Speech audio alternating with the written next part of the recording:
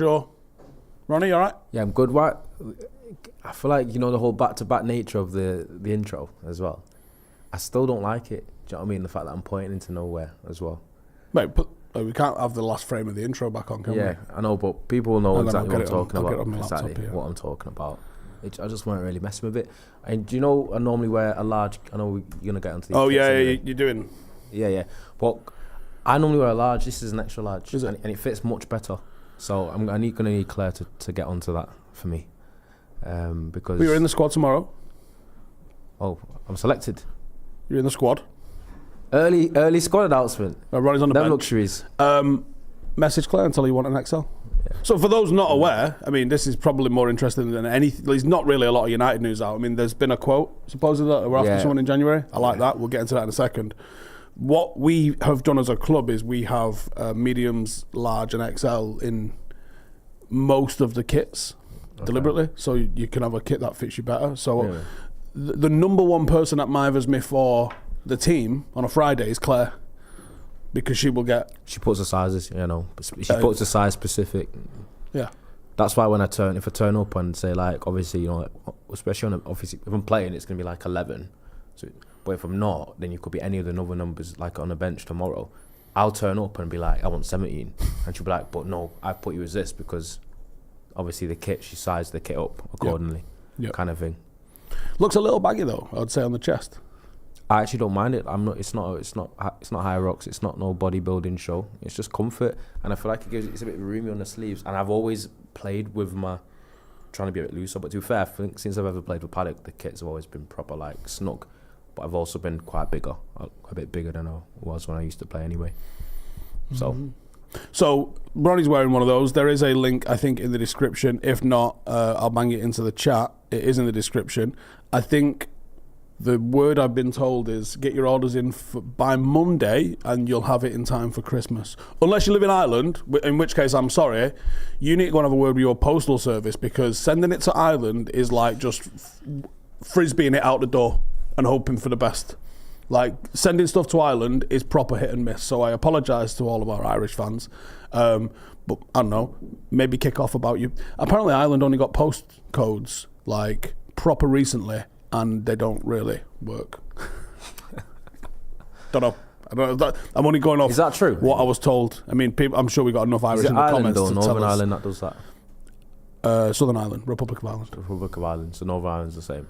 Northern Ireland's UK. So I believe Aimster. Do we have regular postcodes in Northern Ireland? Yeah. I mean, there wasn't a lot of confidence in her saying that. Yeah, she wasn't native of Belfast. She doesn't have a clue what she's talking about. Please make me look good, thank you. Stephen Harris says, longest he's worn that shirt without getting knocked over by a fullback. Steve's got a different bantering phrase every time that I'm on camera. He does the same on my own channel as well. It's accurate. It's bullying at this point. Is it bullying? Yeah. Is it accurate? Yeah, because if that includes fouls, then yeah. Well, because it includes fouls. You got mullered against Clay Browder, didn't you? Yeah, I did. But I feel like I've been mullered both times I've come on, the last 2 times I've played. It's just one of them things. Tired legs, snap. But I've said this a few times. I've never had a bone break in my career. So touching wood. Oh my God, it's just. Do you know what? For some of the challenges I've suffered, nail him tomorrow. Nail him, and let's just so we can roll this clip and it'll do numbers. Nah, no, don't nail me. I can't be having that for Christmas, man. I don't want to be out of action, man, physically. JC10 says, yeah, that's true for Ireland regarding the postcodes, and United Trident says real postcodes in the North, lol. Nah, well, do you know what? This is how you start podcasts when it's international break. But yeah, anyway, get one of them ordered. You can order the home or the away. They'll be posted out. Order them by Monday, and I think they'll be posting out. Janine's in Tuesday, Wednesday, Thursday, I think, to send them out. So if you want one for Christmas. It's in the chat. It's also in the description. Go get yourself one sorted out. Happy? Right. Bills paid. Well, not really, because I get nothing out of these. So, sponsorship read done. Well, obviously, what we're talking about regards to Semenyo, so these are not completely baffled. I think we've actually had a couple XG files regarding this player because he's a link that's not just linked to us. No, I think City, Liverpool, Spurs. Supposedly was on our list for some of it. We went for Cunha and Mbeumo instead. Yes. Does that mean that we're actually looking at him for left wing back? Arsenal. Or it must be, but I still don't think if he has more than one offer as it attains to City and Arsenal, etc. I don't think he's going to choose us if United come in and go, we want you to play left back, and City and Arsenal go, you can come here to a team that's playing better, doing better, and you can actually start left wing. And put people, I've been saying that to United fans, and they've been kind of throwing about like getting the usual tribal head loss about it because it's not exactly. No, I think that would be a perfectly valid opinion for Liverpool. For Arsenal and City, but Liverpool I think could be a toss up. Probably, is it? Yeah, aren't they below us at the minute, or did they win at the weekend? They just won the Premier League. Okay, they did, but they're also not having a great old time of it at the moment. And arguably, the one position that so you're Semenyo, we sit down to have a conversation. They don't have a left winger. It's Gakpo, and he's probably their best forward at the moment. Yes, but he's not. This is what makes it easier for Liverpool politically, though. He's not exactly like a star marquee name, so he's very replaceable. It's not like they have a Mo Salah kind of person on that side where you think if Semenyo comes in, does it create a little bit of friction? How does he start? Semenyo goes to Liverpool. I don't care how Gakpo's played. Semenyo's starting every week at left wing. Do you know what I mean? I just think left wing back will be a difficult sell to Semenyo. I believe Amorim did speak to him personally in the summer and probably ironed out where he'd play and what he'd do. I think he might have been more likely to come in the summer, but now that he's broke into the season for Bournemouth, become a bit of a star, build up a little bit of a lot more involved presence, a lot more interested parties, goals and assists, more interested party. I feel like it'd be difficult for his team and his entourage to be like, yeah, you could go to City, Liverpool, or Arsenal, who want you as well, or you could go to United that are going to play you left wing back, where you could play left wing for those other teams. It's going to be a difficult sell. And United, we have the pull that United have is virtual match, but it's a difficult one. We do have a pull, but I don't think it's I don't think it's as straightforward as if we want him, we would just take him. Yeah, true. If there's other people involved, I think that we've shown that we've still got pull. I think there was some talk of Mbeumo going to Liverpool at some point in the summer. And Newcastle. Newcastle, but let's be honest. Yeah, I was just talking about the big clubs. I think when there's other big clubs involved, United still are a pull, but not in every instance. Yeah, it's true. And also there's the added thing of Mbeumo being a massive United fan definitely helped, and supposedly it does. I don't know who he supports. Is he not United? No. Why did I hear that he was a big United fan? Don't know. Was it Liverpool? No, it was Arsenal. Because Semenyo was a big Arsenal fan. So people think that might be a factor. The same way Eze kind of put off going to Spurs because he's an Arsenal fan and definitely wanted to go back. Do not bait out what you know why we know who he supports, right? Who? Just say yes or no. Who? Mbeumo. I actually have no idea. Right, okay, cool. Don't worry about it. Right, so someone we know had a conversation with him. And it was about the time that United interest happened, and he was interested in United, and I was like, who does he support? And he said, Arsenal. Okay. That's fair. Arsenal, to be fair, weren't in for him. So that was possibly a help. But this is part of the reason why we've been linked to Semenyo as well, because obviously that left wing back position has been a bit of a problem. Someone in the comments here, Gabe has just said Mbeumo's a United fan. Okay, well, I'm just going off someone that has got a personal relationship with him. But, the conversation that they had revolved around who would his dream club be? Who do you think it was? United. It was Real Madrid. Okay. Which again, no shocks there. You never know, he might end up there. But I think what I was saying, part of the reason why we linked to Semenyo was because you're talking about Mbuemo. That's part of the report, is that United are prepared to make January signings. And part of it is because the concern of the AFCON departure for Mbeumo and Ahmad, and feeling like United might need another attacker, especially when it looks like Xerxes could be out of the door in January as well. And Mount has fitness issues that are quite consistent, and Sesko's obviously injured as well. I think United don't want to be too kind of lightweight in that area. Good, man. On a couple of levels, good. One, it gives us something to talk about. Two, it gives us something to go and analyse. And it's just something new rather than the constant over-analysis, which I feel like even we've creeped into a little bit this season because there's only been one game a week. Feels like there's been, I don't want to say there's been too much of a too high, too low. I'm well aware I said I'd lost faith in him at the time I said I'd lost faith in him, and the reason was I'd lost faith in him. I wasn't seeing him change. But not only now have I seen him change, I've also seen him acknowledge that he needed to have changed. So I wouldn't necessarily say faith restored, but I'm certainly not hovering around the red button anymore. Exactly. But when you got the likes of Shea Lacey, etc., Chidowobi, do you think sometimes January and that little AFCON period might be an opportunity for United to lean into putting a few more academy lads on the bench? He's not really done it yet, has he? Yeah. Or is it just you have to be? You can't just do it for the sake of it. They obviously have to be good enough as well. They absolutely have to be good enough. But I think 5 and 10. Here's my thing with academy players: they don't let you down. I don't know what it is, but academy players, when they come in, they're generally. Oh, who was the kid that we had? Back end of Ten Hag's time that he kept playing on the right. Omari Forson. He was bad. And I don't know, can someone find out where Omari Forson is? He went to Monza, which was the bottom team in Serie A when he signed, and he couldn't get into their team. Yeah, he looked off it. But he's one of the only academy players that I can remember where they've made people on their debut, they make you say shit that gets replayed back to you 10 years later. Oh, he's got an assist, by the way. Oh, right, okay. It's a proper Busquets to Messi in the El Clasico job, by the way. Do you know what his assist was? It's like a 5-yard pass while someone goes and beats 7 men. I want to see if you can get it. I can give you a clue. It was an away fixture, Premier League. The chat will get it, but... Oh, you got an assist for us? Yes, in the Premier League, and it was for... It was scored by... It's a giveaway. It was scored by a young lad. Garnacho? You'll remember the goal when I tell you. Is it Mainoo's against Wolves? Yes. Okay, yeah. He got the assist for that goal. Well, he put it on a plate for him. Yeah. Couldn't really miss from there, could Someone said he got... Still at Monza, Serie B. Yeah, Serie B. So they're in Serie B now. Yeah, he assisted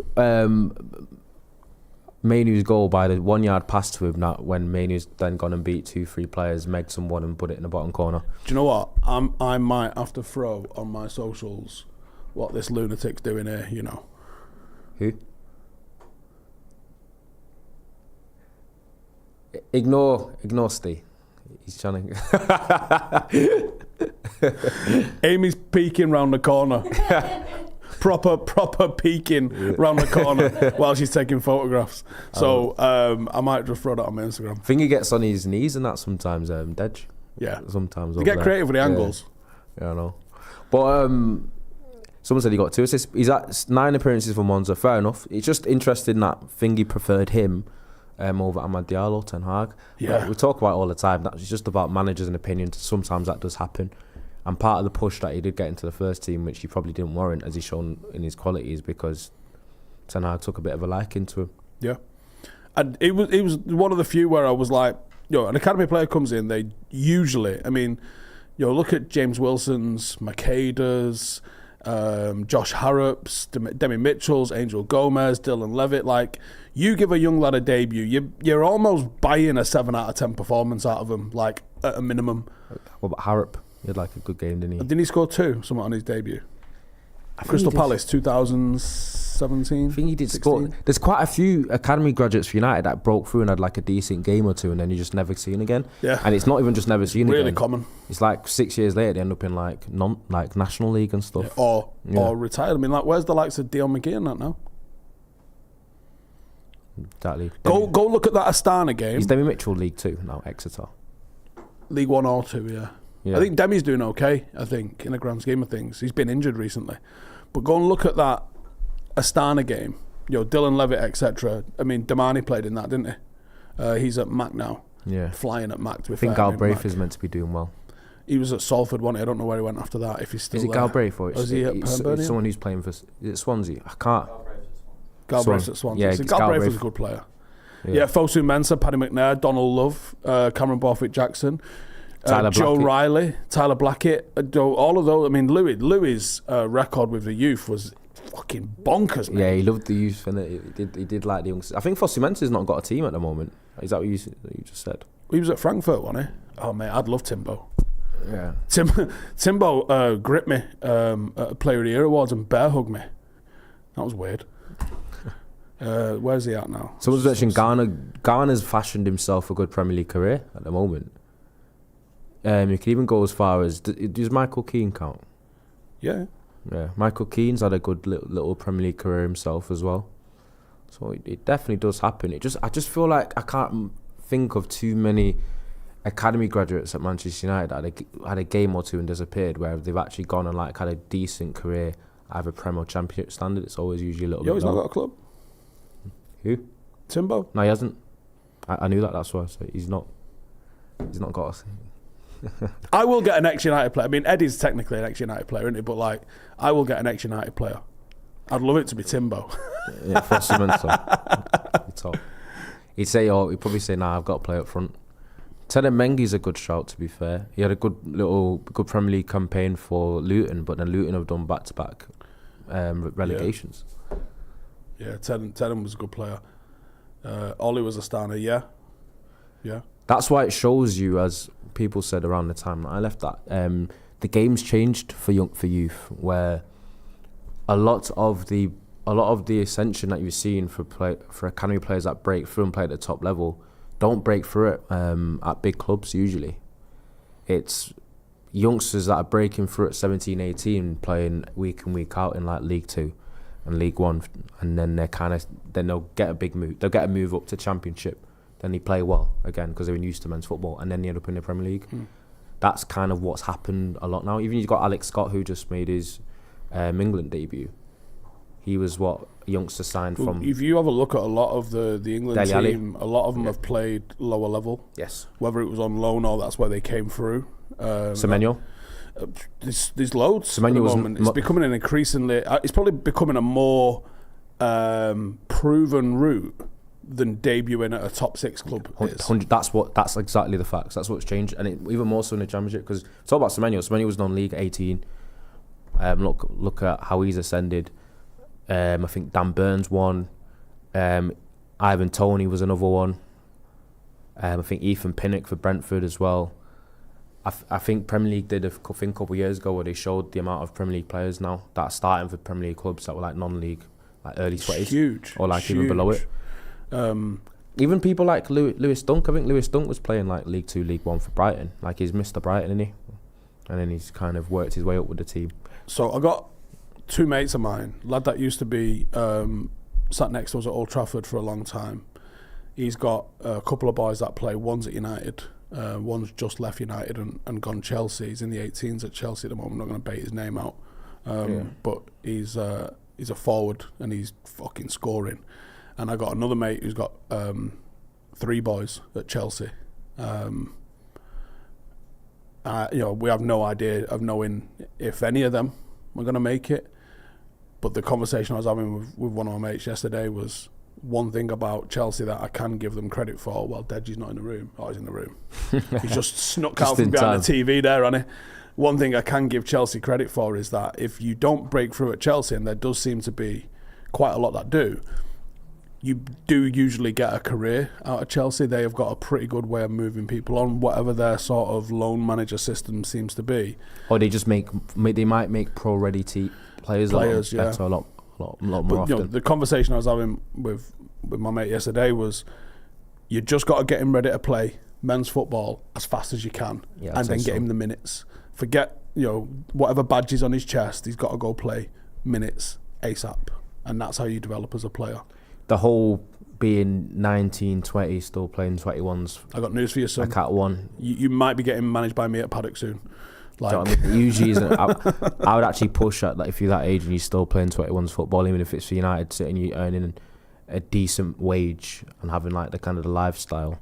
I'd say try and get out and try and play as quickly as possible, because when reality does hit, it will hit hard, and you'll find yourself plummeting.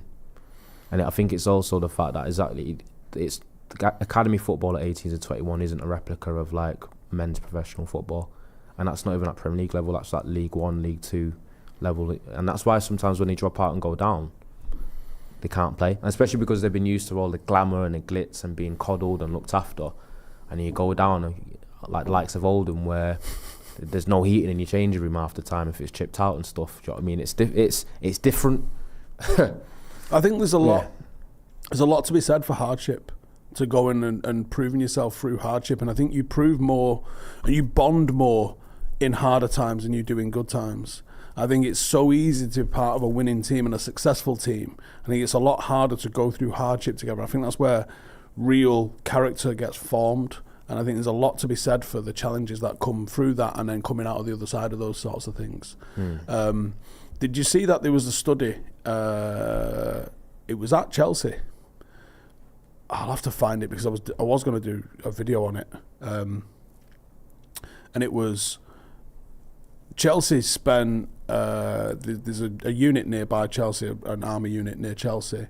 And obviously these academy coaches are with all of these kids 24/7 basically, aren't they? A lot of the time, some of them are in digs, but they're training them every single day. They're with them. They might have seen them scouted. They might have seen them come into the club. They might have actually seen them in matches. They took them for a week with an army camp where they did, military skills, the sort of stuff that our lot did on the commando weekend. There'll be a lot of marching. There'll be maybe camping out. There'll be the assault course. There'll be things like that. This study that came out was that, I don't think you can call it a study, but the result of what came out was that the army had a better prediction of who was going to be making it pro than the scouts that was at the club did.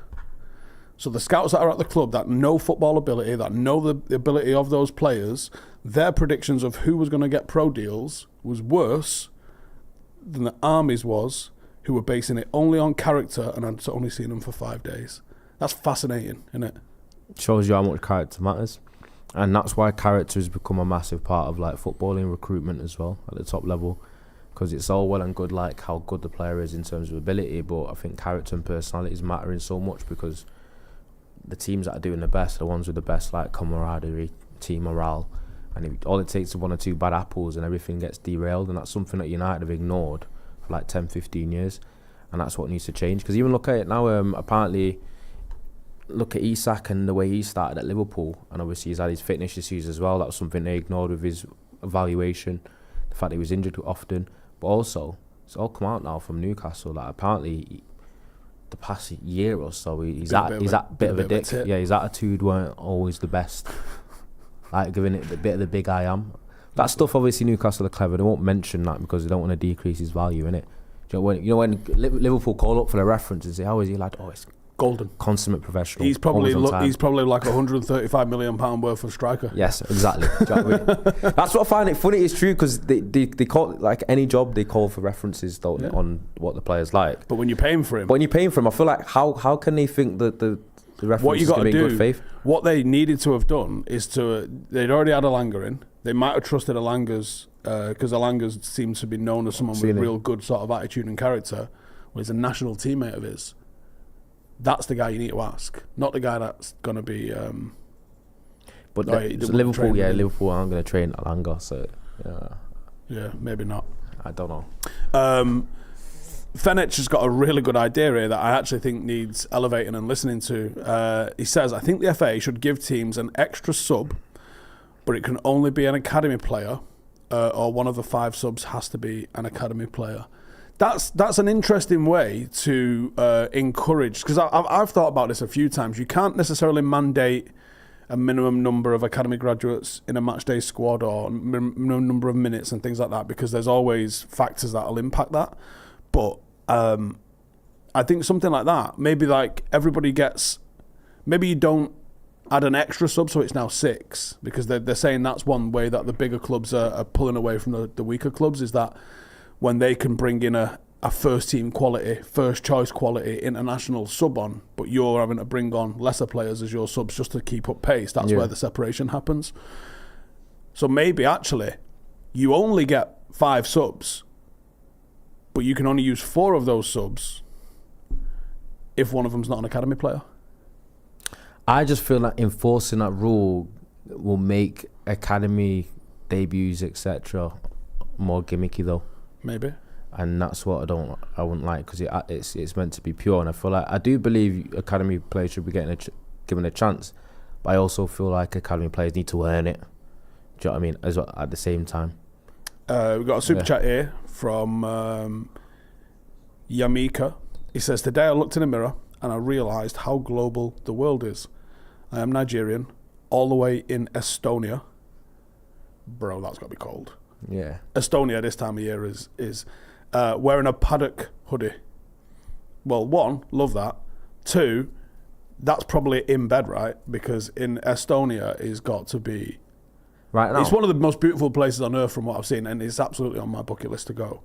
I mean, clearly, I am descendant of Estonia. Did you know that? Everyone with blue eyes is a descendant of one geezer in Estonia at some point in history. It's a genetic mutation that they've traced back to a single bloke. In Estonia? In Estonia, yeah. Who's going to be the next bloke to do something like that? Or Elon Musk, probably. One, he sprays it around like he's giving it away for free. Does he actually? How do you know that? Because he's got more kids and he's got dough. And he's got a lot of dough. He's a billionaire though, isn't he? No, he's like the richest man ever. Yeah, it was a fact.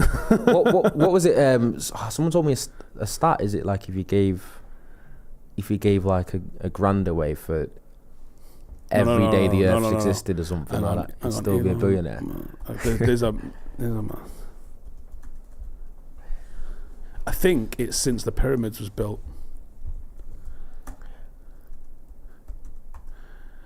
Is he one of them where he's not really buddy with Mr. Donald anymore as well? Right. So if you earned 10 grand a day, didn't have a day off, and worked every single day, making 10 grand a day, right? Which is a pretty good day at work, that, innit, right? If you earned 10 grand a day every day since the first pyramid was built, you'd still only have 6% of how much money Elon Musk has made. Yeah. He's got a lot of dough. He's got a lot of dough. To be fair, I feel like if I had as much dough as him, I'd probably have more kids. So I'm not gonna lie to you. So he's got about 280 billion. He's got. Has he actually? 280 billion. How do you feel on a credit card?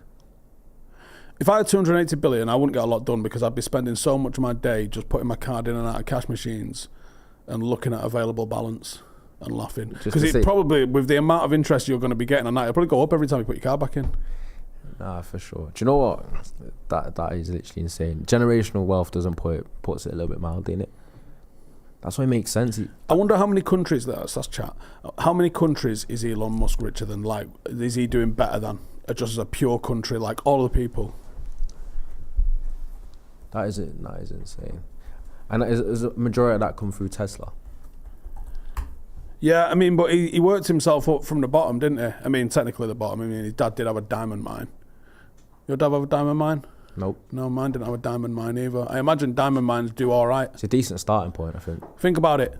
You're digging up shit out of the earth and it's worth thousands. Think about that. So you could find a dinosaur bone or a fucking bit of rock that's worth 10 grand. They do say that a majority of billionaires made kind of worked from the bottom, kind of worked their way up. And so that is what someone, I think I seen that online. I think someone said it as well, saying a lot of American millionaires or billionaires are self-made. Self-made is the word. Yeah. But self-made, they're not self-made. No. They all had a bit of a leg up. Yeah, but they might not be millionaires though. No, but sometimes, look, if you're starting a race at the 50-metre mark and I'm on the 0 line, you're still crossing the line ahead of me, aren't you? No, it is true. It's true. Donald Trump, have you ever seen him talking about the small $1 million loan that he got off his dad, like in the 70s? Someone done the maths and just said if he'd have just stuck his money in an interest bank and fucking not touched it, he'd have more money than he's actually got. Yeah, $1 million. He's gone bankrupt like 3 times or something. Yeah, 1 million. Bankrupt's an interesting one. Right, how many countries in the world? Yeah. About 220, right? Elon Musk's net worth currently exceeds the GDP of 150 countries. I feel uncomfortable with that, you know. I feel like one man shouldn't be that rich. A conservative figure, says his wealth surpasses that of 83% of the world's nations, leaving only 28 to 34, how many is it, countries with larger economies when comparing to national GDP. That's mental. You chat GBT'd that, didn't you? Of course I did. Do you know what? I still feel like there's no reason for him to have as much money as that. I think no one person, especially, it can kind of sound, people will call it woke, but for one man to be as rich as that, and then you think about all the poverty that we have in the world, I just feel like I think it was there was someone. Hang on, let me just. Who was the? Do you know what? I feel like I'm on a podcast with Joe Smith. Do you know what I mean? Joe Smith and his laptop. Like this is what he's like when you're on it with him. He's just there doing his own thing with the old internet at his disposal right in front of him, while the person he's on with or speaking just kind of. So there was an organisation that tweeted something like Elon Musk could end. So here it goes. It was the United Nations World Food Programme. They tweeted at the time saying just 2% of Elon Musk's net worth at the time could help feed 42 million, and in the world's most famine-prone countries, 6.6 billion, which is about 2% of his wealth at the time. And he said, "Give me a breakdown of that, and I'll give you the money." And as far as I'm aware, they couldn't provide him.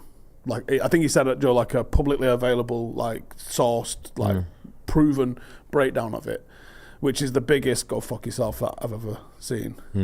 Don't use my name for some bullshit. Or, he could have actually fucking done it. I'd have so much more respect for him if they did shit like that.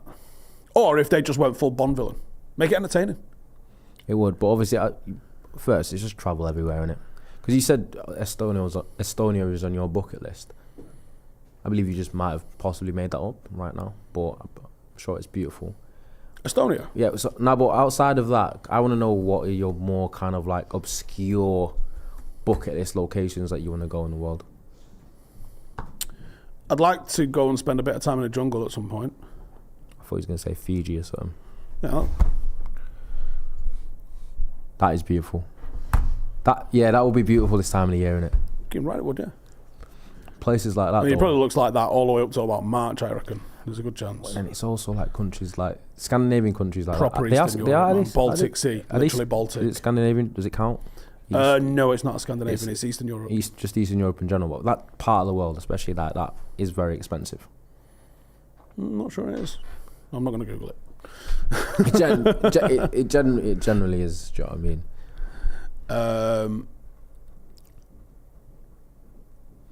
I think the ancient Stockport Premier or the Egypt ones. The Egypt ones. They're a bit older, I think. The ancient king about of 20 years. The ancient king of Mali was richer than Musk.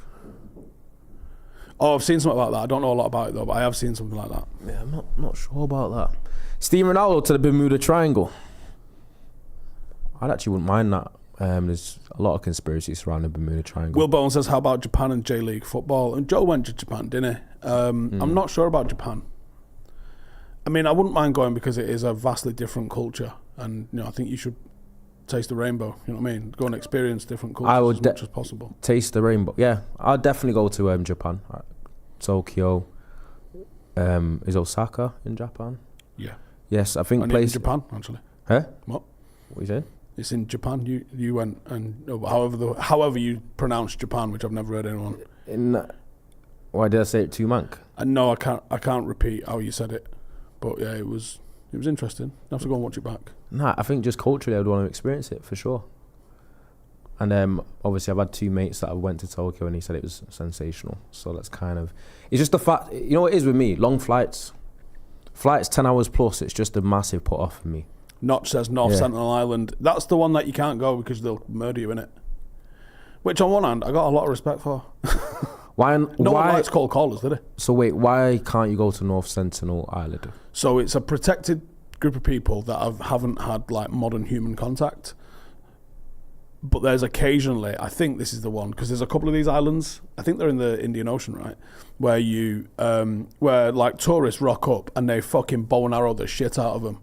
You don't even get off the boat. They just fucking gadoosh you there and then because you think you're another tribe coming and go fuck them up. So they're very much the stick you with a longbow and ask questions later. Which part of the world is it? I think it's Indian Ocean. Indian Ocean. Okay. It is the Andaman Islands, which is an Indian archipelago in the Bay of Bengal, which makes it Indian Ocean. And also the thing with Japan, just speaking from a geographical sense, is on a map, it is very like, it doesn't look how I expect it to look. It's like almost like a rooster. You're getting bow and arrowed. That's as close as people get. And they'll literally be lethal with that as well, isn't it? Yeah, they're probably like top 5, I would reckon. Yeah. If we could get them into sport, they'd smoke you at archery. The first person to get on that island on a YouTube video. I think people have done it, and I think people have done it, but there's people also being killed. But they've made it illegal to go because they want them to stay. Like they don't want to turn up one day and they're all rocking North Face and shit. And Carhartt.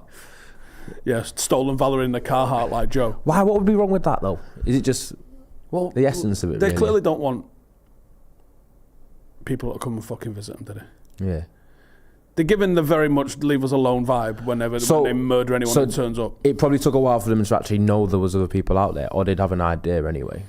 But it's just because they don't really have much access. Oh man, there's some cool ones in like the Amazon, but they keep finding them because they're cutting all the trees down in the Amazon, aren't they? So like people keep running into them all the time. But there's probably be very huge parts of the Amazon that the Brazilian government has said just don't fucking go in there because there's tribes that are cutting about in there. I know, just living like it's 10,000 years ago. Shit's not changed. And obviously it's unsafe. 1, they'll fucking kill you. 2, you're going to take all sorts of modern diseases, so you'll fucking kill them, for starters. Like, just leave them alone, innit? Yeah. Not everyone needs a fucking iPod. Yeah, it's true. It's true. And also, it's just more, obviously it's human curiosity, innit? They probably want to find out about the tribes, but they'd also want to find out what potential species are living there. Because we're still finding new species all the time. And I think people are always wondering about how scary things can get within the Amazon jungle in terms of creatures. Animals, probably insects more than most. Well, yeah, there's going to be insects that are just undiscovered, undocumented. Yeah, I think there's all sorts of fascinating things like that. I mean, human history is mad interesting. I was reading some article this morning about they've identified from a bone fragment. Shit, this might have been in India, which was there was a female that was the first known interbreeding between 2 human species, and she was a Denisovan human, which is like a human, early human, and a Neanderthal. So she was the first known one that they found. But not only did they know from however the fuck they knew this, it was because there was bone fragments left of her, but her bone fragments had been eaten by a hyena. They think by a hyena. So she had a pretty of a fucking grisly end. But she's and this was fucking X number of thousands of years ago. But hyenas are usually scavengers, aren't they? So she might have died and then been eaten by a hyena. Could have been that. Rather than could have just been like munched straight off the bat. Or she could have been killed by something else in a gruesome way, and then hyenas come after it.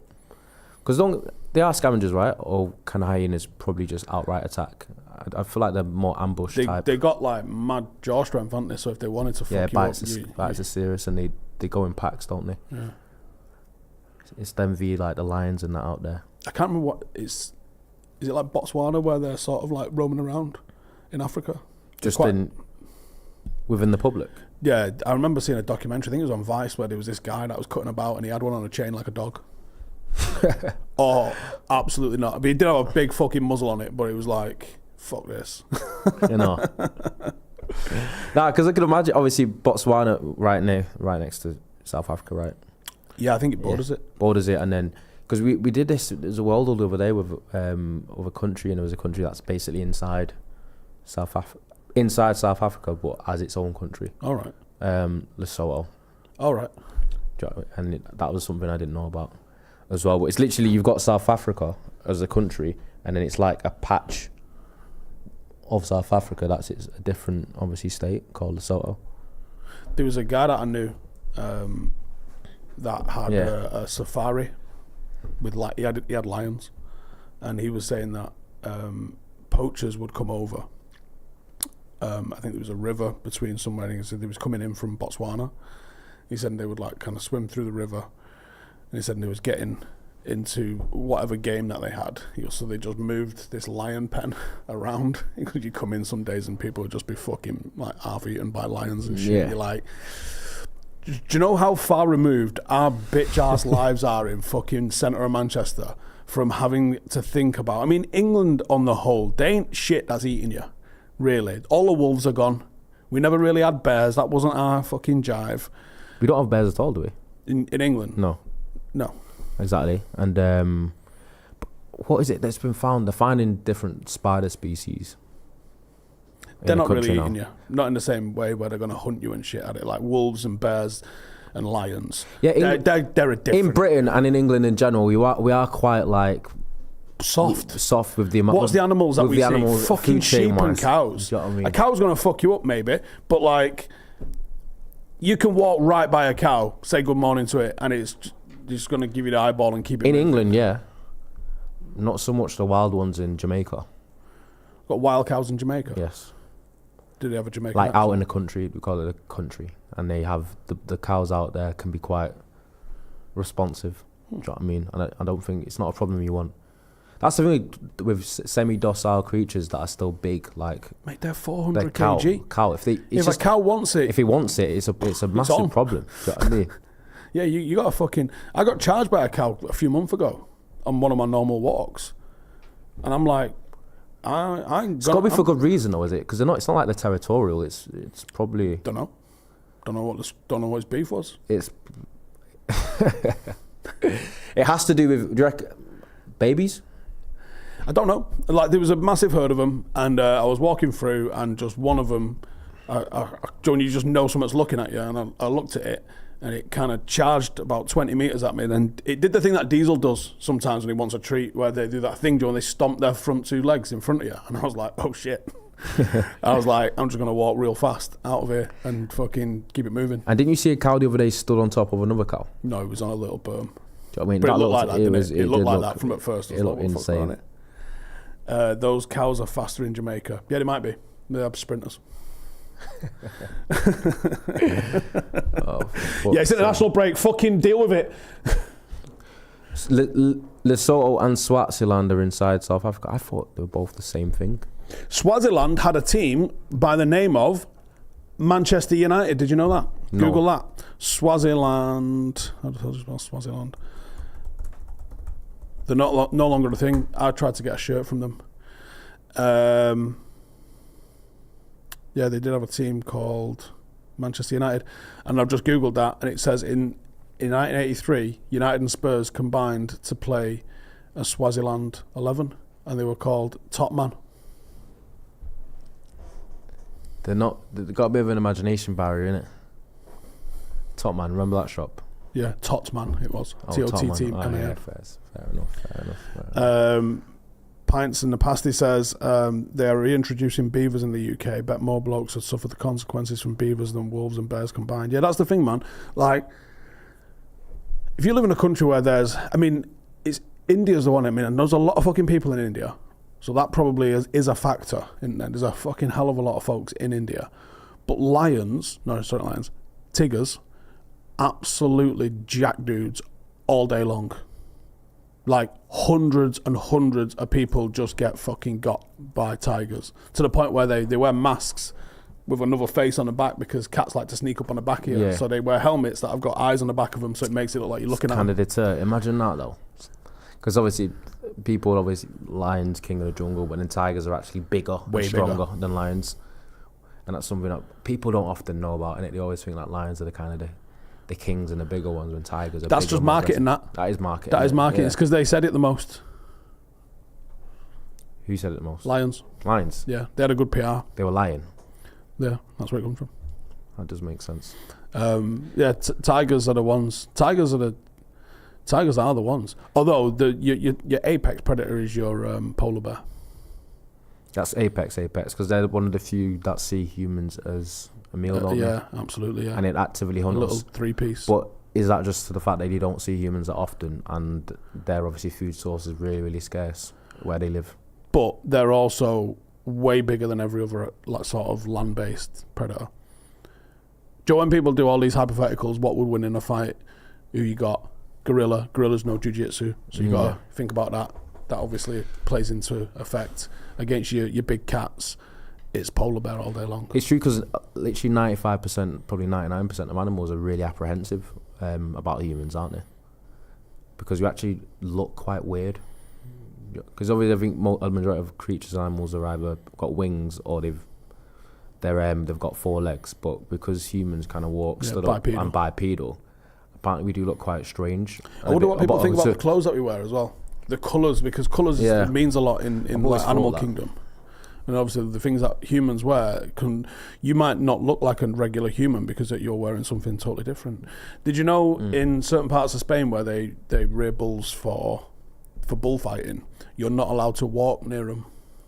You have to go past them on like a bicycle because they don't want them to figure out how we move. So when they put them in the arena, the bulls, it gives the fellow with a sword a bit more of a fighting chance. And why is it just be a rap?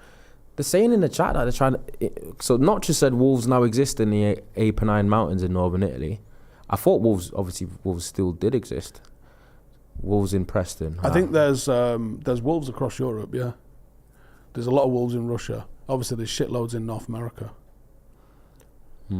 Saltwater croc would be a tough fight. There's a couple of big cats, I think, in Britain. There's always talk of like jaguars and lynx and things like that have kind of either been in private collections and just been released. Like there's the beast of Bodmin Moor, which was meant to have been like a black panther. Yeah. Can you imagine just having a little bit of a fucking little bit of a toasted marshmallow and just fucking sitting there hanging out? And wow. It might be a lynx, you know. But I did see on Twitter they did see on camera a big cat that they thought was extinct. In England? Someone might connect. Not in England. It was just in general. Can you imagine how many of them are just hiding in the Amazon? And it just kind of fucking clue. It might be a lynx, you know. It's kind of like big cat, and it's got like a thing down the side of its head. They look very like mystical almost, which kind of made people think it was AI, but apparently it was a real picture. Yeah, I think that just shows there's not a lot to worry about in that sense in England. It's so fucking chill and tame. Europe's got a little bit more. Australia's got. I mean, them fucking kangaroos are gonna fuck you up if you give them half a chance. But like, you get to some major parts of Africa. I mean, you got your sexy ones like your lions and stuff like that. But fucking hippos are just, and I think rhinos are one of the coolest looking fucking things ever. They seem pretty chill. Them. They don't seem like they're out for a bad day, whereas hippos just think they kind of for a bad day. They kind of fucking walk around like the Broad Street bully. Do you know what's crazy? I'd rather that. I think the Australia with the whole snake thing and the insects and the things that you can't see until it's too late. That's what concerns me. Do you know what I mean?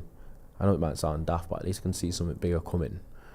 Do you know what I mean? Rather than putting your foot in your slipper and then being bitten, and then that's it. You've got 30 minutes to get to hospital. Or you go for a number 2 and you have a fucking python or a cobra come and lock onto your gooch. No one needs that. That's a bad day out. Yeah, bad day out. Wolves were in England. Well, you go back to all of like the sort of nursery rhymes. There's so much about wolves in there. And there's obviously a lot in them, isn't there? Like, why was wolves so prevalent as a thing that people were worried about back in the day? Because wolves would fuck you up. Yeah, and it's not just a big dog. It's a whole different ball game. They are stigmatised. They're actually not meant to be that similar to dogs at all. Wolves. But all dogs are derived from wolves. Yeah, they're totally they make totally it. different. But people try and make it out like they're very, very similar still, but they're meant to be like vastly different, as you said. Well, think about that to a chihuahua that sits in some bird's handbag. Yeah, because some of the chat said they're bigger than huskies. I didn't know wolves were that big. But no, a lot bigger than huskies. A lot bigger. They use like a half-breed husky wolf for like TV shows and stuff, and they're fucking huge, like halfway to a horse, sort of a proper wolf. They're fucking massive. It's not just like a big German Shepherd size. They're like, holy shit. What's their relationship like then with humans? What are they like? Are they aggressive? Well, are they supposedly cautious? The evolution of dogs was because there was some wolves who were friendlier and curious, and maybe humans were sitting around a campfire and... That could be domesticated, basically. Yeah, and there was maybe a couple of wolves that were into that sort of thing, and you know, they increasingly started hanging around humans, and before you know it, you've got Chihuahuas and Staffies and English Bulldogs and Pugs and fucking every other breed of dog. Mad that, innit? Yeah, it's crazy. Over a very, very short, like, you know, probably 7,000 to 10,000 years that we did that. Mad that, though. But you got to think, having a dog in the wilderness, early warning system, helps with hunting, can help you defend stuff. Like, if you've got other animals that are going to come and fuck with you, and you've got a friendly wolf that you keep it sweet by giving it a bit of chicken every now and then, it's going to keep you sweet. That's a relationship that everyone's a winner with, isn't it? Yeah. Especially if you can make fire. Wolves can't make fire. But do you find it interesting that obviously it's been so like dogs have been domesticated for so long now, but they still obviously have a lot of the instincts they might have needed when they were once wild. It's, for example, the way that dogs usually, when they having a number two, yeah, they have to make eye contact. They don't. Yeah, or they have to make eye contact. They sometimes want to hide and do it in a secluded area, or they want to like face away from like people that are looking. And people could say it's just because they're biased, but apparently it's to do with, apparently in the wild for animals, that little tiny period of time that they're doing a number two, they feel like they're vulnerable. Do you know what I mean? To being got by other things. So that's kind of where it comes from. Yeah. And so Diesel does this, but apparently it's a very common thing for all dogs. Diesel will open my bathroom door if I'm on the toilet to come and make eye contact with me, and that's him being like, hey, I know you're having a poo. Are you okay? I'll protect you while showing a poo because you're a sitting duck. How mad's that?